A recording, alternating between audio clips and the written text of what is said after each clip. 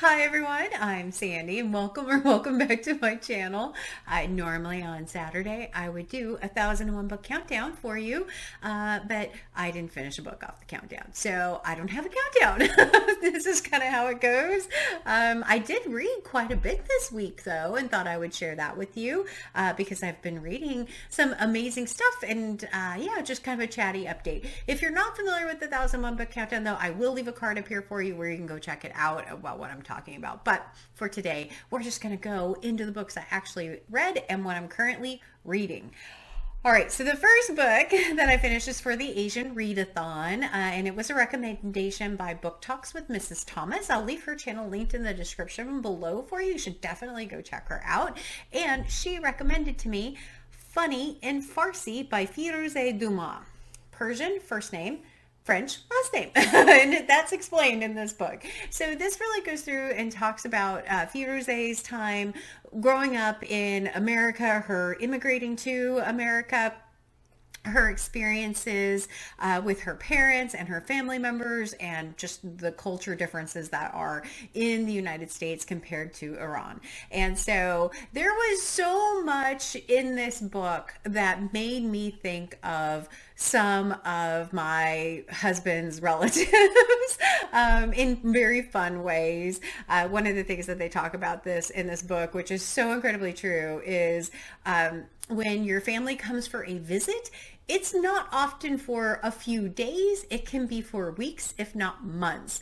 And this was one of the things that when we first got married, one of his relatives came over from Iran, was supposed to be here for a few weeks, and ended up staying 6 months. And so that for me was like, it's so incredibly true.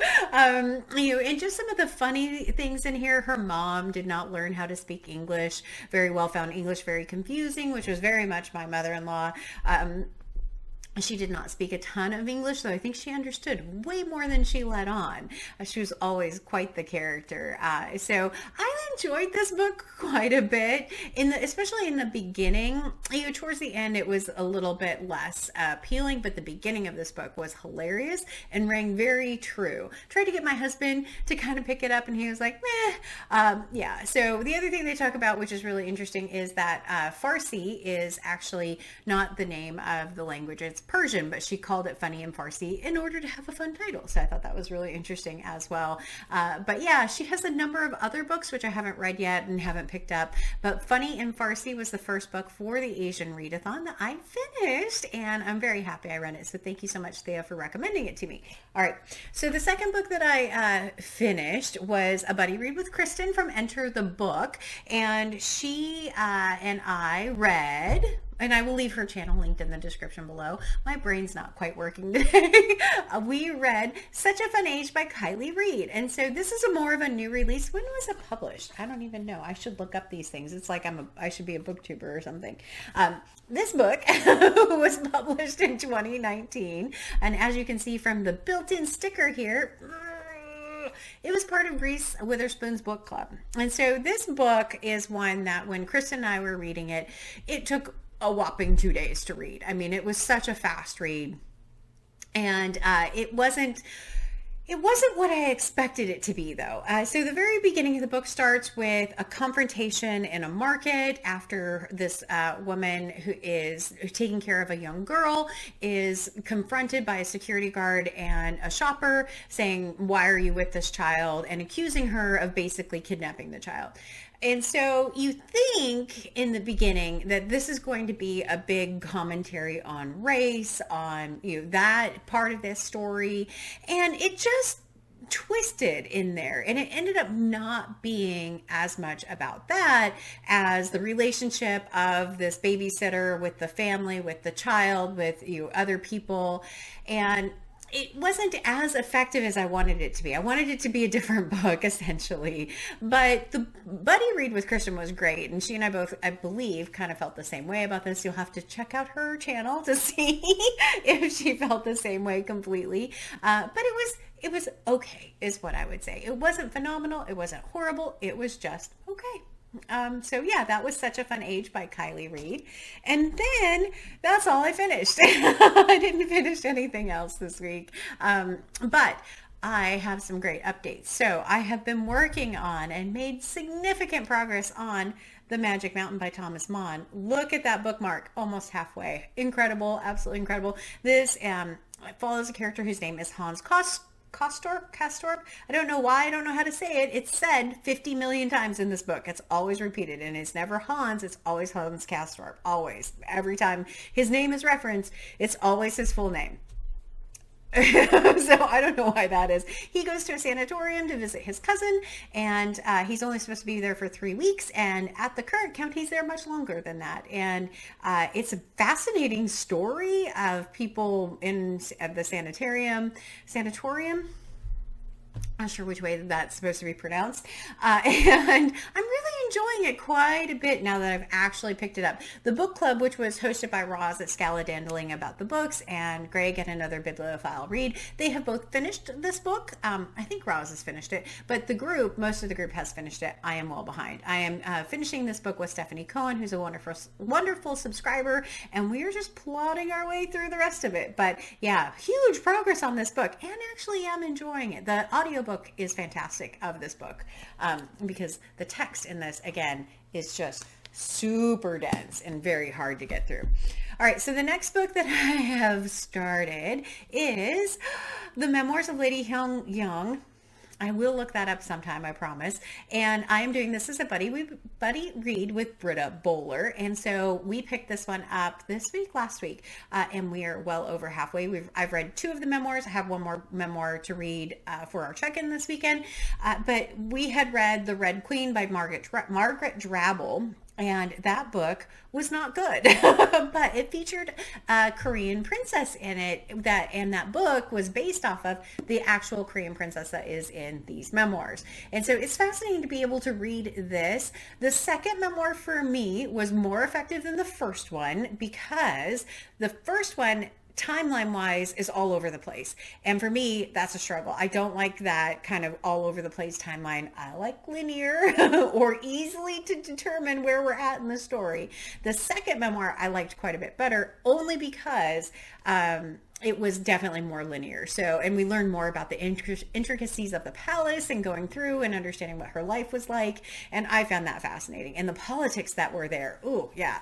Lots of politics, especially with her crown prince husband and his, I don't know why I did that, he's her husband, and some of what he went through. But this book is going very well as well. But again, I haven't finished it. There's 2 more memoirs total to read in that one. The third book that I'm working on is Call It Sleep by Henry Roth, and I am doing this one as a buddy read with Courtney Ferreter, and I am enjoying this book so much so far, way more than I thought I would. It's has a character, a young boy whose name is David, and David's life is all over the place because of his parents. And so it's a fascinating read so far. As you can see, I am over a third of the way through. We have a check-in on Sunday, and we'll be over 2/3 of the way through. So I'm anticipating next week that I will have an absolutely amazing 1001 book countdown, because there's a potential of having 3 books on it. But this is the second one. Okay, so the last book I'm working on, oh boy, is this monster, 1Q84 by Haruki Murakami. Murakami and I have said before, do not have a great history as far as me liking the writing in Murakami. I often find it weird, completely not understandable, and yeah, it's always been a struggle with me for Murakami, because I'll be reading along and then something weird happens that I just do not understand. So I'm doing this one as a buddy read with Fraser Simon, Springboard Thought, and it's been amazing. This book is far more readable than I anticipated. It's not like this incredible set of writing where I'm just so, wow, this is beautiful, but I am able to follow it, and I am interested in the characters, and he has been able to pull me into the story. That's the good part about it. It is, however, highly sexualized. Lots of discussion of breasts, size of breasts, quality of breasts. Are they changing comparing to others' breasts? Women, it's just, why so much breast in this book? It's like every single chapter, Murakami is focused on this aspect. And so there's a really interesting story and kind of a dual timeline in this that, Fraser and I have been trying to figure out. Fraser is far more successful at figuring things out than I am, by the way. And so that part of the story is really cool. And the characters are really interesting, and, how they kind of interact with people. I love that part of it. But why? Why are we talking about boobs so much? That's my big complaint about 1Q84 right now, is so much boob. But look at that bookmark in there.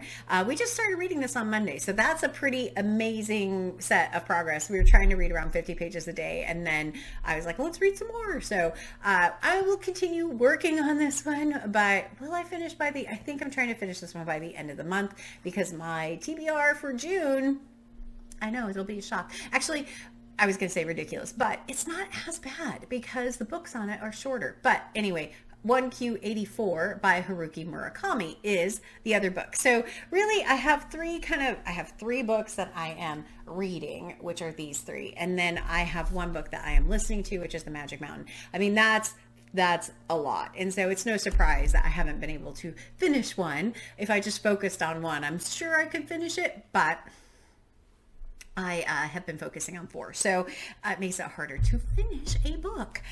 That is all I have for you today. That's what I'm working on. What are you reading? Anything exciting? What's up on your plate coming up for reading? I can't even think about what I'm reading next because I have all these books to finish. I mean, I have a stack right here of books that are kind of next up, but I don't know if I'll even have time, because my goal is to finish these 4 books by the end of the month. We'll see how successful, because that would give me 3 off my countdown, and then the Memoirs. So yeah, pretty exciting. But with that, as always, like, comment, and subscribe. And until next time, everyone, thanks, bye.